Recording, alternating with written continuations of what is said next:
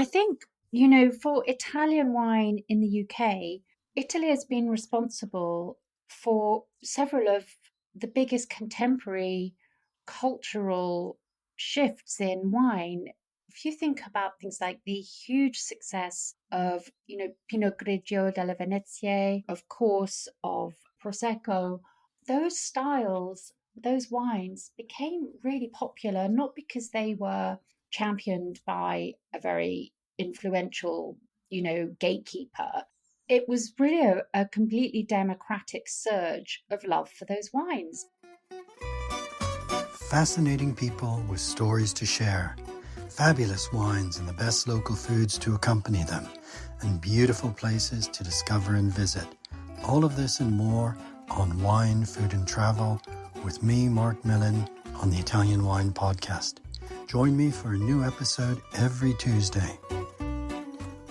Welcome to Wine, Food and Travel with me, Marc Millon, on Italian Wine Podcast. Today I'm traveling to Bedfordshire to meet my guest and friend, Sarah Abbott MW of the Swirl Wine Group, to talk to her about wine and life, and in particular about her love for Italian wines. Good morning, Sarah. I know you've just returned from Verona and the wonderful hecticness of Vinitaly, so many thanks for being my guest today. How are you? I'm very well. I've recovered from Vinitaly, but I actually found it a really energizing and inspiring and kind of encouraging fair, even though it is uniquely exhausting, I think. Yes, I know what you mean. I've just returned from 10 days there myself. And I was sorry to miss you. But I too felt that in spite of the challenges that we're all facing, the world of wine is facing, there was a real positivity and determination. Yes, I think that, there are lots of forces in the wider political and sociological landscape which are really taking a pretty divisive approach to trade, of course. And yet, I think that it just goes to show the cultural links, the importance of wine to sort of Italian soft power, to the expression of all of those elements of Italian ingenuity and heritage and land. It's actually very powerful. And I found that lots of the partners I was speaking to, US buyers, UK buyers, the producers, seemed very determined and positive, actually, and very focused on problem solving and ensuring that the long-term relationships sustain. Yes, I think I felt much the same. I think, we're aware of how Italian wine is so much a part of Italian identity. It's part of the fabric of the country. And this Italianicity is really reflected in that determination and that self-belief and knowledge that Italian wine is a good force. It's something that will continue. Yes, absolutely. And I think that, well, certainly from a UK perspective, the potential of Italian wine is still yet to be fully realized.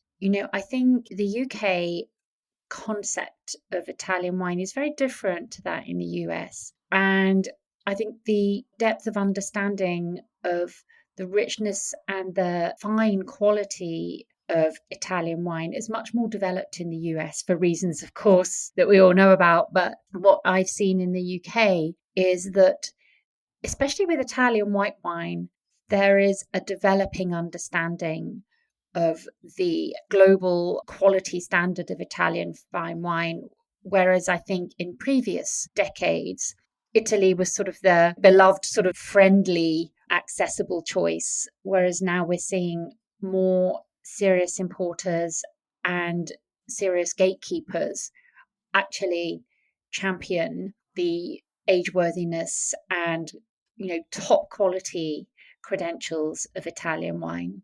Yes, that's really interesting, Sarah. I wonder if that's partly because, here in the UK, we've always had such easy access to wines from around the world. And Italian wine didn't have such a place of prominence amongst wines from, certainly the classic European areas. France still number one, but wines from all around the world, from Australia, South Africa, New Zealand, America, South America. And Italian wine, I think you're right, is really has an opportunity now to stand at the top table. I was really impressed this year at Vinitaly with how there was much more of an emphasis on the age-worthy white. Certainly at Opera Wine, that was a common theme of really demonstrating how the best, the greatest Italian whites really have this tremendous capacity to evolve with age. I think that that aspect, the longevity, and not just longevity, but the enhanced depth that comes with longevity, is the greatest underappreciated aspect of Italian wine and the great potential. There is still, even now in the UK, a lot of, very experienced wine trade professionals who think that there's about two Italian white wines that could possibly age, and in terms of brands. And I think that we've had a centuries old hegemony of France owning the headspace of fine white wine. And it was amazing for me to try the aged Soave, the incredible old wines from Campania, from Marche. And I think that Italian reds have been catching up in this kind of fine wine space for some time. That you can see that in the live index. But yeah, I really enjoyed tasting those wines at Opera Wine, although I had to fight to get there. It's a great concept, that tasting, but I did find it a bit of a bun fight, to be honest. Yes, it certainly is. And you've got 131 wines that are all great in their own way. And it's such an opportunity, but also a challenge to try to taste these wines and really gain an understanding of them because it's a unique tasting in that respect. Especially with those older vintages of the whites, and as you say, from Soave, from Lugana, from the Verdicchios, not just the Caricantes from Etna. Sarah, before we dive further into the world of Italian wines, can you share with us something of your own story? Have you always been involved in wine, and what made you fall in love with wine?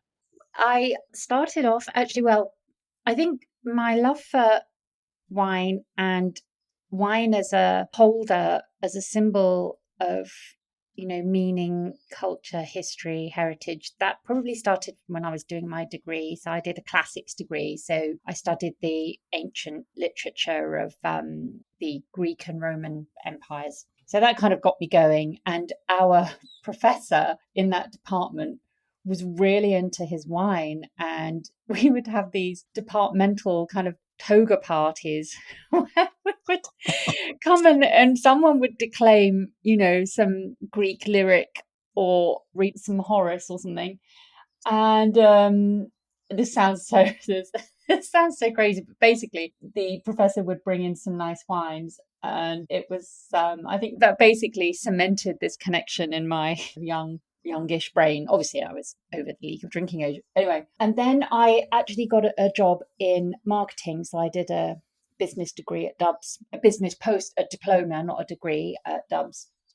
And I was working in image analysis, software marketing, and just realized I really wanted to get into wine. So took various different jobs. And when I was running a restaurant in a country house hotel, I really increased the wine sales. And one of our main suppliers, who was a specialist importer of domain bottle Burgundy, basically came and offered me a job. And that's when I got into wine. So my first job was actually selling really, really fancy Burgundy. So can you imagine, this is your first job in wine? I was in my 20s and I was selling, Roumier, Lafon, Coche, Dujac, Rouleau, Dauversa.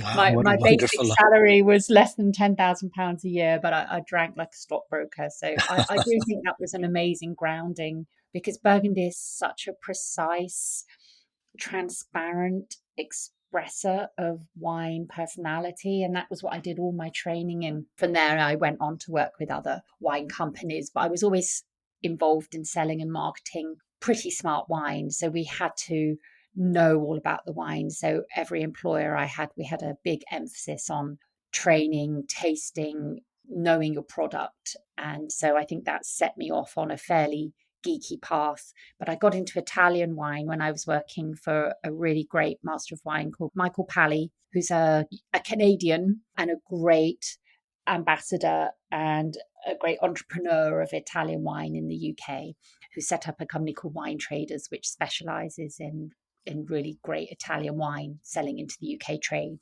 Okay, that's a really fascinating journey. I'm interested in those toga parties, Sarah. I'm just also wondering what would the wines that this eminent professor would have been bringing?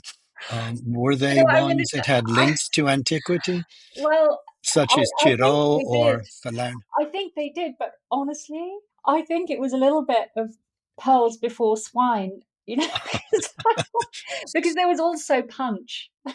Oh, Yeah. And we wore togas over the clothes. You know, we were I just want to make this clear. I realize this really now sounds rather, you know, Euripidean, but it wasn't completely Bacchic. Yeah. So I honestly can't remember.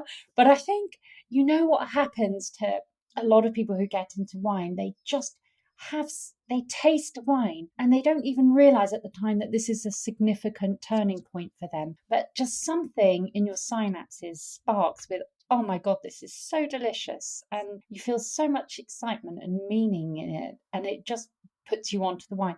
Sometimes you might not even, you know, particularly realize that you will look back and wish you had, you know, noted every single detail about this wine. When I was at uni, I didn't have a mobile phone, so I couldn't even take photos of the bottles, you know. So sure. yeah, but it was things like that. Yeah, it was. I think it's important actually to remember that fun and joy is the main reason that humans invented wine. It's all about fun, joy, connection, and I think that there's an aspect of the way in which Italian wine culture relates to wine, which really highlights this fun and joy.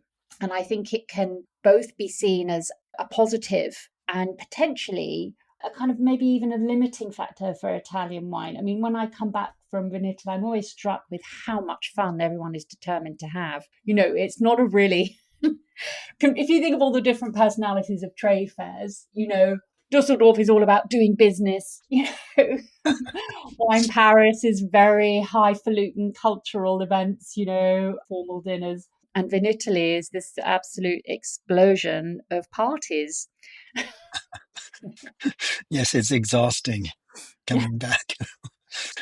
But I know exactly what you mean. We can, especially people working in wine in the profession, we can become overly technical in dissecting wines. And as you say, whether the level is at the highest level or something much more basic, but still able to give great pleasure, it's that remembering that wine enriches our lives and gives happiness. Yes, absolutely. Yeah. And I think, you know, for Italian wine in the UK, Italy has been responsible for several of the biggest contemporary cultural shifts in wine. If you think about things like the huge success of, you know, Pinot Grigio della Venezia, of course, of Prosecco, those styles, those wines became really popular, not because they were championed by a very influential, you know, gatekeeper. It was really a completely democratic surge of love for those wines because they're seen as just so easy to love. You know, the style is so friendly and sort of amenable. And I do think, although it's important that we don't make Italy into a cliche, I do think from a UK perspective, we feel that we know Italy and we love Italy. You know, there are lots of associations, positive associations for us of Italy and Italian holidays and Italian lifestyle with, you know, a certain ease, glamour, creativity, expressiveness. And I think that this is why the job now, really, for Italy in the UK, certainly with the white wines, is to say, yes, we are, you know, the home of these things you love. We're also the home of wines that are as great and nuanced and fine as you will find anywhere in the world. Yes, I agree completely with that. I think it's a good place for us to begin discussing one of those wines that you mentioned, which has been a huge success, Prosecco. Now, I remember I've been writing about wine for a very long time, and I remember when Prosecco was the Venetians' best kept secret. It wasn't a wine that Yes. had yet, you enjoyed it when you went to Venice, but you didn't really see it outside of Venice. And that was before the big boom in Prosecco happened. And here in the UK, of course, we're awash in oceans of Prosecco, some of which is very good, but much of which is produced on a near industrial scale. But I know you're involved, deeply involved with Conegliano Valdobbiadene Prosecco Superiore DOCG, a long mouthful of a name for a wine we love, which really represents the classic heartland. So what do you feel about the two faces of Prosecco that we have here in the UK? Yeah, I think that Prosecco is this cultural and sociological phenomenon in the UK, and that doesn't happen very often and very easily. I'm not one of the, wine establishment who gets sniffy about this. I think that for a wine to enter into like the cultural awareness, to be used to express that moment of relaxation and joy, it's Prosecco o'clock, it's Prosecco time. There are very few wine denominations with their name all over merch. And I think that this is not inherently a problem so long as the sort of virtuous quality hierarchy can be expressed. I mean, I work, as you say, with Conegliano Valdobbiadene, which is one of the DOCGs, along with Asolo. So the historic heritage steep slope vineyards that was the origin of the style before the expansion of the territory. And what we see in the UK is, as you see in a lot of markets, the volume is associated with price. So the lower the price, the higher the volume. I mean, this is a classic distribution curve, that we see in a lot of wine regions. And I think that the key task for the UK is bear in mind that Conegliano Valdobbiadene accounts for less than 10% of the volume of Prosecco sales in the UK. So if you like your entry level or your first tier, your everyday tier of wine, which is the DOC, accounts for about 90% of the market. I think that if you compare, say, the organization of, let's say, some classic French wines, if you're in Chablis, you have Village Chablis, Premier Cru, Grand Cru. And that concept of, okay, we have a tier of production, which is our gateway and our introduction, which is generally the lowest price. Then we have a mid premium tier. Then we have, an elite ultra premium tier. That kind of 1, 2, 3 is completely credible and sustainable in a market for wine. And we're really used to it. I think that the challenge, honestly, for the Prosecco category, Prosecco with a small p, is that progression through the hierarchy, introductory tier, mid premium tier, elite tier. It's lost because of the structure of the regulation and communication within Italian wine. So you don't get that kind of integrated communication. And the other reason that it gets lost is because of the sheer dominance of the entry level tier in the market. So I think this is starting to change. I mean, the UK actually remains a really good market for Conegliano Valdobbiadene. Still the biggest market. It grew last year. It's tiny compared to the DOC. So the DOC makes about 650 million bottles. I think it's not over 600 million bottles. And then DOCG, Conegliano Valdobbiadene, makes about just under 100 million bottles. So it's a much bigger region. And what we're starting to see is more of the really established producers with roots in the region actually bringing more of that range into the market. So we've got some amazing producers in our market and who've been in the market for a while, people like Adami, Bisol, Belenda, Ruggeri. Did I say Ruggeri? I might have said Ruggeri. But we do have some really good producers in the market. and they have their full range of wines. Sarah, I think what would be helpful for our listeners is if you could take us to the world of Conegliano Valdobbiadene to really give an insight into what makes these wine hills so unique, this UNESCO cited region of great beauty and contrast to the flatter vineyards on the Pianura, where much of the Prosecco DOC comes from. What makes these wineland able to express itself in wines of delicacy and beauty and also richness. Very, very special wines indeed. I've traveled to this beautiful area with you, and I want our listeners to really understand what distinguishes this classic heartland. Well, it's three things: the land, the territory, the skill, and the cultivation practices of the people who farm there.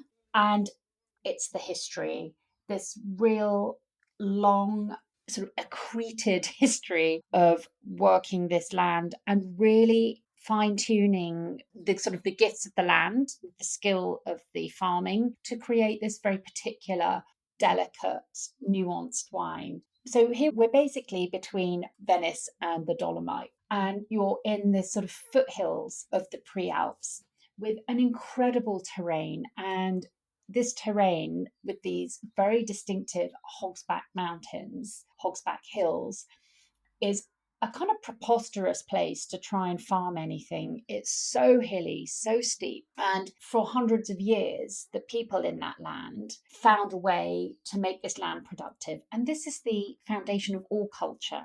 In a sense, agriculture is the first culture that we have. And the UNESCO agricultural heritage designation that was given to Conegliano Valdobbiadene recognizes this very tight interaction between the human ingenuity working with a landscape to farm, resulting in a very sustainable, productive, and of course, beautiful landscape. So when you go to these regions, I think just to convey that some of the slopes are so steep that it's more than a 45-degree angle. So this is why they call the viticulture there heroic viticulture.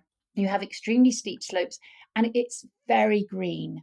So this area of Italy is pretty humid, actually. It's a high vigor area. It's interspersed with copses, native woodland, and the way that the slopes are maintained is through these grass terraces, not stone terraces, but the terraces are built up over generations with earth and with grass and interrow planting and actual natural vegetation. So these are the Ciglione, and to maintain them takes a lot of skill. And that's one of the aspects of UNESCO heritage. The patchwork in which the vineyards are interspersed with woodland and this sort of the natural environment also is a counter against erosion. And actually, there's historically, a lot of mixed agriculture in this area. And even now, still, the part where you have a lot of chestnut forests is still very, very important for these very high quality chestnuts, which, they all go crazy about in chestnut season in autumn. So this mixed agriculture, this mosaic agriculture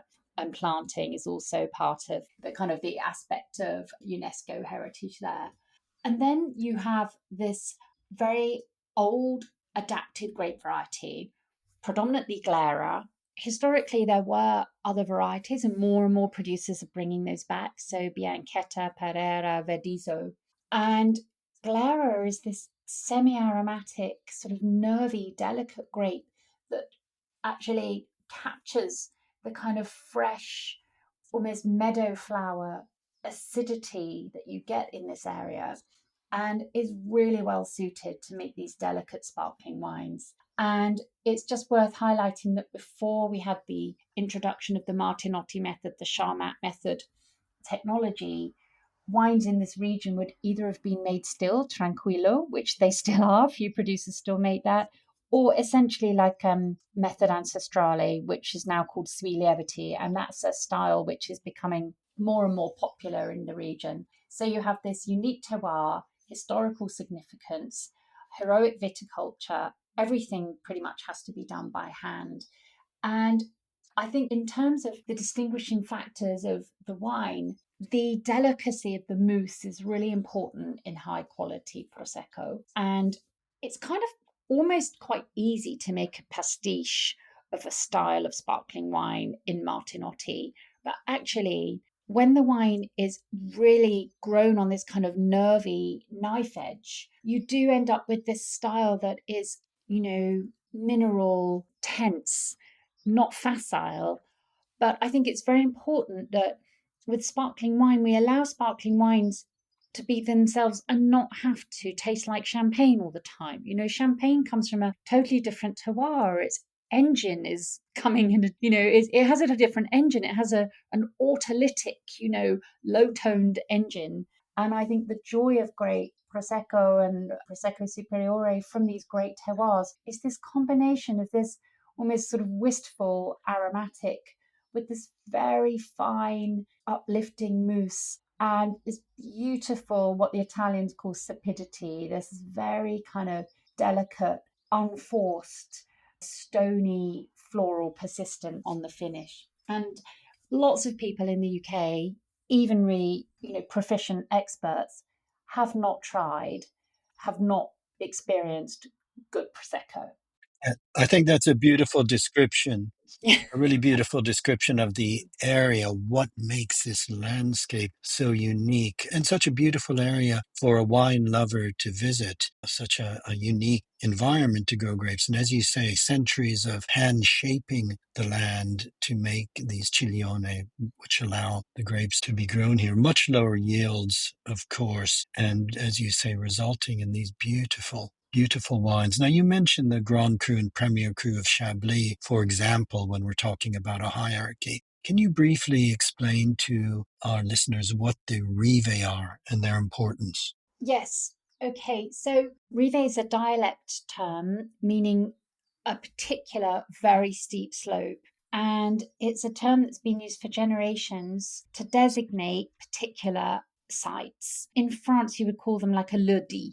And in Conegliano Valdobbiadene, these rive have been officially outlined, mapped, and taken into the disciplinary, so the regulations. So there are 43 rive, and they are located across the territory of Conegliano Valdobbiadene, and they are the single sites. In order to make a rive wine, obviously it must be harvested from that site. It must be hand harvested and it's at lower yields. And they're basically some of the best sites of the region. Typically, really good exposure, known for being able to ripen grapes with great complexity and balance. And you tend to find, not always, but quite often, the Rive wine is the wine that the producer makes in a brut or even an extra brut style. And this is because the inherent quality, the intensity, the concentration that you get from a great Rive vineyard lend themselves to making a wine, if you like, that's really, pared back. Having said that, there are also some absolutely wonderful Rive wines which are made in extra dry style, especially from the high sites that have a lot of acidity. And you can imagine how that balance then works out. So that's Rive. And what we see in the UK, certainly, that those are becoming more and more popular, and especially in the brut styles, because they're more suited, if you like, to classic pairings. And also, I think there's still a little bit of sniffiness about sugar in sparkling wine. We all think that it's much more we all don't all think, but there's a perception that it's much more sophisticated to drink brut wines than to have anything with a little bit of residual. I think you're right about the perception of dryness that the extra brut or the zero dosaggio wines do have a cachet, and we're seeing more of the extra dry styles, such as Cartizze, from traditionally made in slightly sweeter style, can be truly great in their own right. Sarah, what about Conegliano Valdobbiadene as a gastronomic wine, as a wine to pair with food, both in the region itself with some of the local foods, but also, for example, in markets like London, where these wines are finding their ways into the top restaurants? I think one of the great things that the Prosecco surge has done actually for sparkling wine in general is that it's taken it out of the celebration and onto the table, and you'll see a lot of more occasions where people will have a bottle of good sparkling wine as an accompaniment for their whole meal. I mean, when I go to the region, I love having things like a really beautiful sui lieviti col fondo Conegliano Valdobbiadene with the dish they have there, which is this risotto with the bitter radicchio. Oh, yes. And that's an amazing mix. And I think having those really dry, gently sort of salty examples of Prosecco with this rich yet tangy risotto is an amazing combination. I think that brut styles, especially more delicate brut styles from things like, Rive de Santo Stefano and so on, are really amazing with the Adriatic shellfish. The prawns, the scallop carpaccio, all of those kinds of Mm. things. I think they're wonderful. But I do think also, and especially some of the fuller styles, when you have some of the sort of more richer styles, I'm thinking of things like, the Massatina RDO from Oliano towards Conegliano. That is so delicious with a plate of, Monteveronese cheese and salami and, those kind of more, because there's quite hearty food in the Veneto, actually. There's a lot of kind of quite rich, hearty food. I think that some of the wines that have a little bit more residual sugar, I love a really nice extra dry with bacala. I mean, Oh, interesting. Yes. that's a delicious mix. And anything that's got quite a lot of salt, any food that's got quite a lot of salt, or even food with quite a bit of heat, is delicious with some of those extra dry wines. But I think that it's actually an incredibly versatile food wine. And you can see that by the way in which it's so popular actually in those kind of casual dining in the UK. The Belenda San Fermo, which is imported into the UK by Le Cave, you will see that as the sparkling of choice on a lot of these wine bars that have these sort of sharing plates. And I guess the international versions of like Cicchetti, you only have to look at the food culture of the Veneto and how it's so varied, how it's so mixed, and how it's kind of, they really elevate the joy of the snack. Yes. and then Yes. and then realize how great these wines are with all of that. Yes, indeed. And I even, I think when I was with you in touring the area, we finished one evening with a wonderful meal of meats grilled over a wood fire. And the sort of fattiness of the meats, the tasty charred meat was paired beautifully with some of the Conegliano Valdobbiadene wines that had that freshness to really cut through the meat. And, we tend to think that we need to drink red wines with grilled meats, but it's not the case. It was a very successful pairing, I thought. Yes, and that Spiedo, the spit, that's a Yes. real classic of the region. So they have these little cuts of, don't they, of chicken and pork that they put onto the skewer, and you have a little jointed piece of chicken, and then you'll have a little bit of like lardo in between and a bit of courgette, and then they put on the next jointed bit of meat, and it's slow roasted over this fire. I had that when I was there a couple of weeks ago, which we had with actually some brut Rive wines, and it was absolutely delicious. And we had both the Conegliano Valdobbiadene Prosecco Superiore on the table, and then we also had some of the red wine of the Colli Conegliani. And I think it's just worth mentioning that in this region, unlike the heavy specialization of the newer region of the DOC, in this region, there is a very rich and still living tradition of red and white grapes. And so there's a kind of a place on the table for all of these things. And they actually still make some really lovely Merlot, Marzemino, Cabernet Franc, etc., towards the plain. Because what used to be planted on the plain is that the Pianura was in fact red grapes. So that I think also might give you an idea, it might give people an idea of the different personalities of the Conegliano Valdobbiadene, the Superiore wine terroir, which is up on these hills, very high, nervy, and the more kind of round, soft styles of the DOC, when you bear in mind that that terroir was historically more dedicated to red grapes.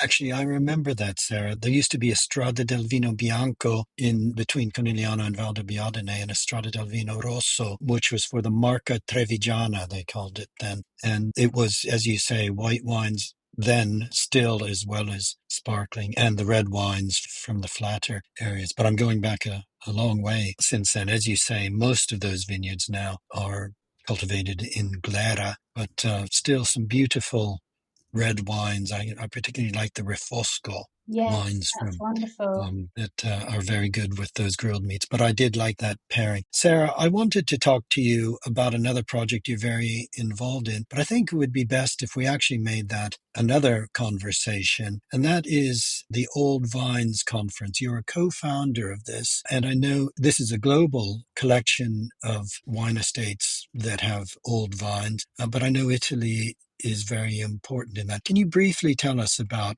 Old Vines and the Old Vines Conference? Yes, so the Old Wine Conference is a non-profit separate to my marketing business, and I co-founded it with some fellow wine professionals and master of wine. And the aim of the Old Vine Conference is to help establish a global category for old vine wine. And we are part of a network, and actually a long-standing network of grassroots organizations, grower organizations, journalistic organizations who've highlighted that these heritage vineyards, often pre World War vineyards, hold not just genetic diversity, varietal diversity, but also they kind of hold sort of lessons for us in agricultural skill and know how. And that in not valuing them, we are in danger of losing resource that we need, either because of the genetic diversity and resilience that we may need to counter climate change, but also the cultural richness. And so that's what the Old Vine Conference is about. We are a membership organization. We have nearly 70 members now from all over the world, and we run research, awareness campaigns, tastings, and conferences where we bring together experts in viticulture, sustainability, winemaking, and marketing. And our next conference is actually taking place in California in November this year. And we have an amazing Italian contingent coming over to show their wines, and we'll have speakers sharing how they not only the details of their cultivation, but what they've learned, for example, about avoiding and countering grapevine trunk diseases from what they've observed about the resilience of old vines, pruned often basically pretty softly compared to the vulnerability of younger vines. So, yeah, so we have an amazing Italian contingent coming to the US in November. So take that, Trumpy. Right.